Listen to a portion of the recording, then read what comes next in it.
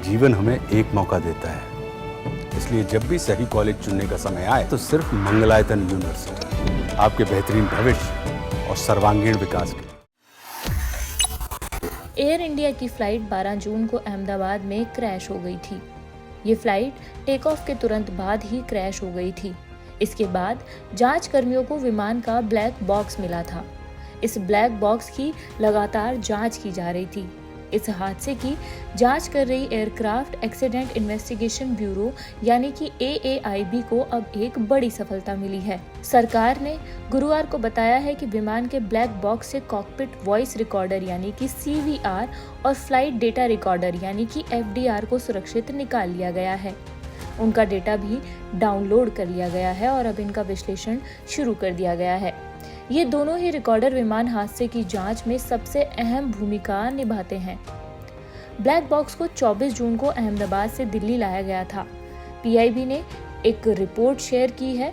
ये report ministry of civil aviation के द्वारा जारी की गई है। इस रिपोर्ट में बताया गया है कि 24 जून को ब्लैक बॉक्स को अहमदाबाद से दिल्ली लाया गया था IAF के एयरक्राफ्ट के जरिए। इसके बाद बताया जा रहा है कि एयरक्राफ्ट एक्सीडेंट इन्वेस्टिगेशन ब्यूरो की प्रयोगशाला में खोला गया है इस ब्लैक बॉक्स को।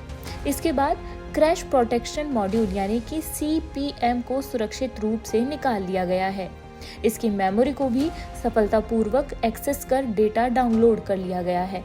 आपको बता देते हैं कि इस हादसे में लगभग 275 लोगों की जान गई थी। विमान में सवार 242 लोगों में से 241 लोगों की जान चली गई थी। इस प्लेन में सिर्फ एक ही व्यक्ति जिंदा बचा था जिसका नाम है विश्वास कुमार। विश्वास कुमार रमेश के जो भाई थे वो भी जीवित नहीं बचे थे।